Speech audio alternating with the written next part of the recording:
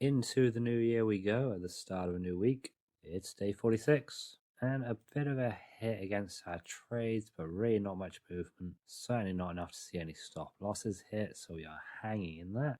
A couple overbought signals on the Australian dollar, US dollar, and the New Zealand dollar, US dollar. Neither one of them that convincing. The New Zealand dollar, US dollar, we'd rather see it hit around about this area. If it goes up over the next few days, overbought, hits this region, might get in then.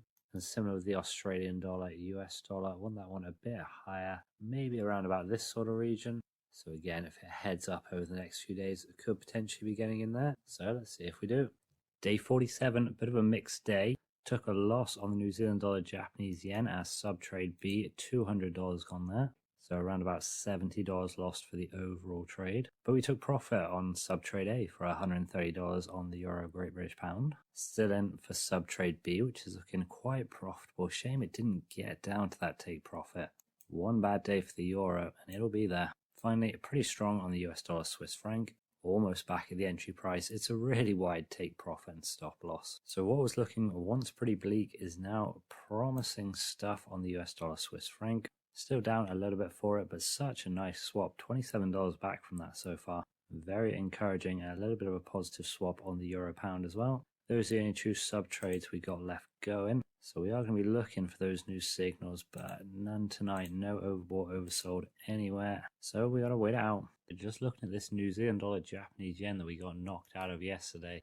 And since we've been knocked out, it's gone up almost around about 3%. So looking pretty unlucky to get knocked out of it where we did, right down here towards the bottom. But I suppose we were due on it considering we were lucky on all of these other ones. Not much movement and no new signals. Again, euro pound a little bit to our favour. US dollar, Swiss franc against us. There is an overbought signal on the New Zealand dollar, Swiss franc. But it's really not at anything that we could call a resistance level. So let's try again tomorrow. Day 48, a mixed day. It was a bad day for the euro, Great British pound, but a good day for the US dollar, Swiss franc. So it all evens out somewhere. Still no signals. New Zealand dollar, Swiss franc no longer overbought. That's come out. Australian dollar, US dollar. If we'd got in around about here, be looking okay at the moment. Not that much in profit.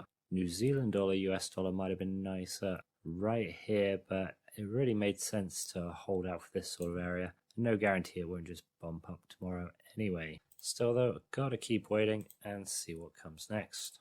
Day number 50, non-farm payroll day in America. First Friday of January, so we did get the December data. And pretty strong data. They added more jobs than they expected that they would. But at the same time, wages did not rise as much as expected, signaling the potential for less inflation, which means less interest rate increases, meaning a weaker day for the dollar.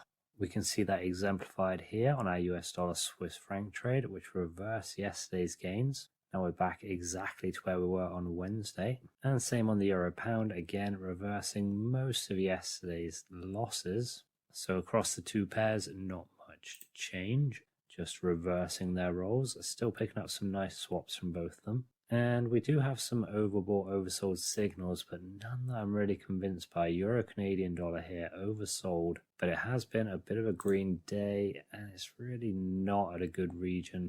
Last time price was around this region was February last year. And it's not bouncing nicely off this area, so not much to be said for that one. CAD Swiss franc, nothing for this one either. So long ago in this region. There's December 2020. Over 2 years ago. I suppose if you really wanted to, you could use this little price touch here and call that a resistance level, but not enough for me. Australian dollar, Swiss franc, this one was the closest.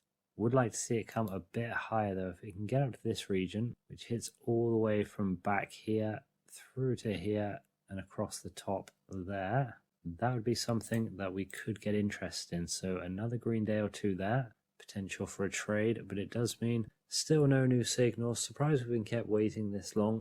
Have been seeing overbought or oversold signals, I suppose, but just not in the right place for us at the minute. It'll come though. Hopefully Australian dollar, Swiss franc gets through for us. Or hopefully some more overbought, oversold signals still to come. Looking at our journal, sadly, no new trades added this week. If we scroll down, we can see last trade added still the Euro Great British Pound from last year. And we're hanging there with those trades. The Euro Great British Pound sub-trade B And US dollar Swiss franc sub-trade beat. Been going a while for that one, coming up on 2 months. But hopefully we do get some decent support and resistance levels over the coming weeks. We are still in profit from our closed trades, and same if you include the open trades as well. So certainly it could be worse. Here's to some good fortune.